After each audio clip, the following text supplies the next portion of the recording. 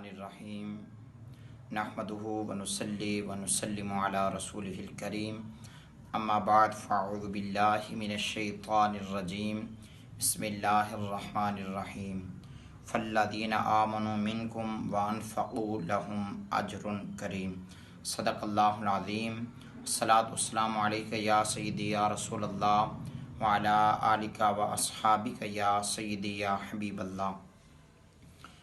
گرامی قدر احباب،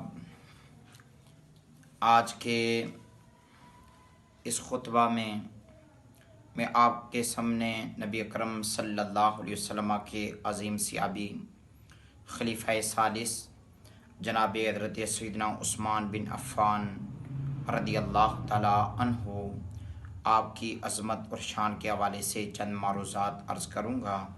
دعا ہے اللہ تعالی حق بیان کرنے کی توفیق عطا فرمائے۔ 18 ذوالحجہ شریف کو آپ رضی اللہ تعالیٰ عنہ آپ کا یوم شہادت ہے، اسی مناسبت سے آپ کا ذکر کرنے کی کوشش کروں گا۔ آپ رضی اللہ تعالیٰ عنہ کا تعارف کچھ یوں ہے، آپ کا نام نامی اسم گرامی عثمان ہے اور کنیت ابو عبداللہ اور ابو عمر ہے۔ آپ رضی اللہ تعالیٰ عنہ کا لقب مشہور زمانہ لقب ہے، یعنی ذو النورین، دو نوروں والا۔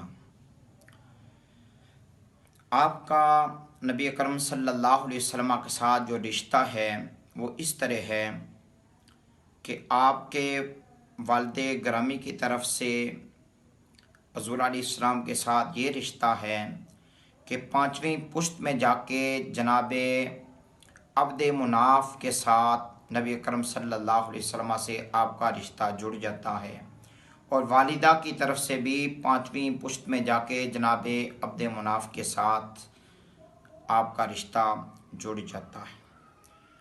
حضرت سیدنا عثمان غنی رضی اللہ تعالیٰ عنہ آپ کو ذو النورین کیوں کہا جاتا ہے؟ اس کی کئی وجوہات ہیں۔ سب سے جو مشہور وجہ ہے وہ یہ ہے کہ نبی اکرم صلی اللہ علیہ وسلم آپ کی 2 شہزادیاں یکے بعد دیگرے آپ کے نکاح میں آئی، اس مناسبت سے آپ کو ذو النورین کہا جاتا ہے۔ اور آپ کا یہ جو اعزاز ہے پوری امت میں، بلکہ اگر تاریخ کو دیکھا جائے تو جناب حضرت سیدنا آدم علیہ نبی جینا علیہ الصلوۃ والسلام سے لے کر آج تک اور قیامت تک نہ کسی کو نصیب ہوا ہے اور نہ اب ہو سکتا۔ اب چونکہ سلسلہ نبوت ختم ہو چکا ہے، ختم نبوت کا تاج پہن کر ہمارے آقا علیہ السلام تشریف لائے، تو آپ علیہ السلام کے بعد یہ سلسلہ نہیں ہو سکتا۔ تو آپ صلی اللہ علیہ وسلم نے عثمان غنی رضی اللہ تعالیٰ عنہ آپ کو یہ اعزاز دیا پوری امت میں، بلکہ پوری دنیا میں، جب سے دنیا بنی ہے اس وقت سے لے کر ابھی تک آپ کو ہی یہ اعزاز ملا ہے کہ نبی آخر الزمان صلی اللہ علیہ وسلم کی 2 شہزادیاں یکے بعد دیگرے آپ کے نکاح میں آئی، یعنی جب ایک کا وصال ہو گیا دوسری شہزادی آپ کے نکاح میں آ گئی۔ اور نبی اکرم صلی اللہ علیہ وسلم کا ارشاد گرامی ہے، اگر میری 40 بیٹیاں ہوں تو میں یکے بعد دیگرے ایک ایک کر کے عثمان غنی کے نکاح میں دے دوں۔ آپ رضی اللہ تعالیٰ عنہ آپ کو ذو النورین کہنے کی ایک وجہ بعض محدثین نے یہ بھی لکھی ہے کہ حضرت عثمان غنی رضی اللہ تعالیٰ عنہ آپ کے پاس 2 نور تھے، ایک نور صداقت، دوسرا نور شہادت۔ اللہ تعالیٰ کا فرمان ہے والذین آمنوا باللہ ورسولہ اولئک ھم الصدیقون والشہداء، کہ جو لوگ اللہ اور اس کے رسول پر ایمان لائیں وہ صدیق بھی ہیں، شہداء بھی ہیں۔ یہاں پر یہ ایک بات ذہن میں رکھنی چاہیے، ایک ہے جناب سیدنا صدیق اکبر رضی اللہ تعالیٰ عنہ کی صداقت، آپ تو صدیق اکبر ہیں، لیکن اس کا یہ معنی نہیں کوئی اور صدیق نہیں، آپ صدیقوں کے سب سے بڑے سردار ہیں، ابو بکر صدیق اکبر ہیں، صدیق اعظم ہیں، باقی جو لوگ ہیں وہ بھی صدیق ہیں۔ اس لیے کہ قرآن مجید میں صدیقین کی صفات بیان کی گئی، فَأَمَّا مَنْ آتَى وَاتَّقَى وَصَدَّقَ بِالْحُسْنَى فَسَنُيَسِّرُهُ لِلْيُسْرَى، کہ صدیقین وہ ہیں، فرمایا کہ جو اللہ کی راہ میں دے، آتا جس کے اندر دینے والی صفت پائی جائے، واتقا جس کے اندر پرہیزگاری پائی جائے، وصدق بالحسنى جس کے اندر اچھی بات کو قبول کرنا پایا جائے۔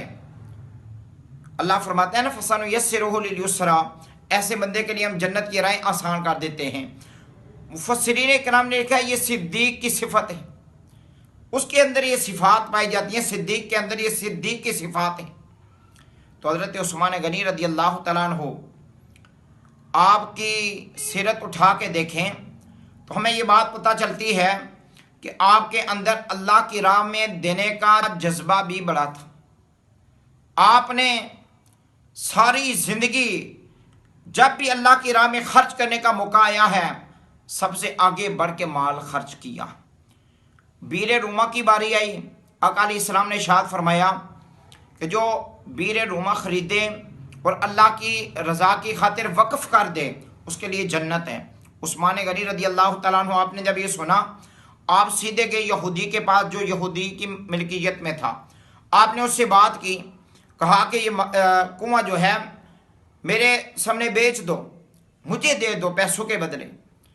چونکہ پورے مدینہ شریف میں صرف ایک ہی کنواں تھا بیر روما، جہاں کھاری پانی نہیں تھا، میٹھا پانی تھا، باقی ہر طرف کھاری پانی تھا۔ حضرت سیدنا عثمان غنی رضی اللہ تعالیٰ عنہ آپ نے یہودی سے بات کی، پہلے تو مان نہیں رہا تھا، بعد میں مان گیا، کہنے لگا کہ نصف کنواں دوں گا 12,000 درہم کا۔ ترتیب یہ ہوگی کہ ایک دن آپ کی باری، ایک دن میری باری۔ آپ رضی اللہ تعالیٰ عنہ آپ نے قبول فرما لیا اور اسے مسلمانوں کے لیے وقف فرما دیا۔ اور پھر یہودی کا جس دن ہوتا، یہودی پھر یہودیوں سے مہنگے داموں بیچنے لگا، حتیٰ کہ یہودیوں کی حالت بری ہو گئی۔ ان کی بدحالی دیکھ کر آپ رضی اللہ تعالیٰ عنہ آپ نے پھر مطالبہ کیا اس یہودی سے کہ مجھے دے دو، لیکن وہ دے نہیں رہا تھا۔ آپ نے یہودیوں کے لیے بھی وقف کر دیا، کہا کہ یہودی بھی پی لیا کریں پانی، انہیں بھی اجازت دے دی آپ نے، مسلمان بھی لے لیا کریں، یہودی بھی لے لیں۔ اب جب یہودی کا کوئی کسٹمر نہ رہا، گاہک نہ رہا، تو حضرت عثمان غنی رضی اللہ تعالیٰ عنہ آپ کے ہاتھوں اس نے بقیہ حصہ بھی 8,000 درہم میں بیچ دیا۔ اس انداز سے آپ نے وہ کنواں خرید کر اللہ کے محبوب علیہ السلام کی زبان صادق سے جنتی ہونے کا لقب پا لیا۔ اسی طریقے سے حضرت سیدنا عثمان غنی رضی اللہ تعالیٰ عنہ آپ کا غزوہ تبوک کے موقع پر حال دیکھ لیں۔ آقا علیہ السلام نے جب صدقہ کی ترغیب دلائی کہ اللہ کی راہ میں صدقہ دو، جب آپ نے ترغیب دلائی تو آپ رضی اللہ تعالیٰ عنہ آپ کی ترغیب پر جناب حضرت سیدنا عثمان غنی رضی اللہ تعالیٰ عنہ آپ کھڑے ہوئے، عرض کی یا رسول اللہ صلی اللہ علیہ وسلم میری طرف سے 100 اونٹ بما ساز و سامان کی۔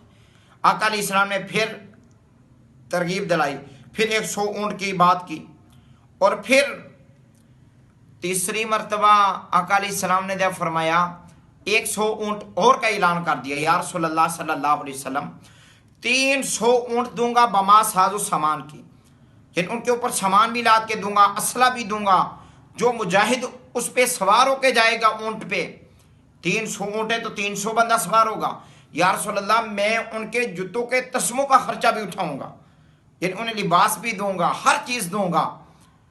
اور جب دینے کی باری آئی، بعض مفسرین نے لکھا 1000 سے زائد اونٹ پیش کیے تھے سرکار کی بارگاہ میں، یہ تو اعلان تھا نا، جب دینے کی باری آئی تو اس سے بھی زیادہ عطا کیا، عرض کیا سرکار کی بارگاہ میں پیش کیا، تو پیارے آقا کریم صلی اللہ علیہ وسلم نے قبول فرمایا، اور آقا علیہ السلام کی بارگاہ میں کچھ درہم اور دنانیر بھی لے کر آئے۔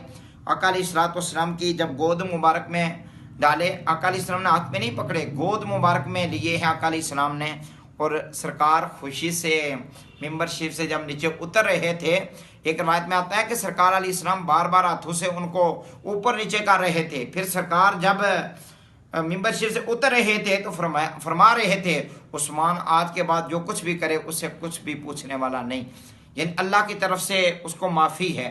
یہ نہیں کہ آپ وہ برے کام کریں گا صرف اللہ، یہ مطلب نہیں ہے. یعنی اللہ رب العزت کے خاص کرم کے نیچے وہ آ گئے، خاص عنایات میں آ گئے. تو آپ کے اندر یہ اللہ کی راہ میں دینے والا وصف پایا جاتا تھا. مسجد نبی شریف کی جگہ کی بات آئی، جو توسیع کرے گا اس کے لیے جگہ خریدے گا اس کے لیے جنت ہے. حضرت عثمان غنی نے وہ جگہ بھی لے کر پیش کر دی.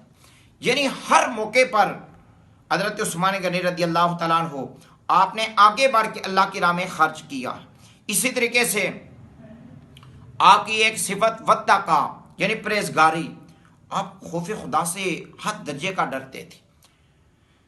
ہر وقت آپ کے دل میں خوف خدا ہوتا تھا. آپ رضی اللہ تعالیٰ عنہ جب کسی قبرستان کے پاس سے گزرتے رونا شروع کر دیتے. کسی نے پوچھا آپ ایسے کیوں کرتے ہیں؟ فرمایا رسول اللہ صلی اللہ علیہ وسلم نے فرمایا تھا عثمان، قبر آخرت کی منازل میں سے پہلی منزل ہے.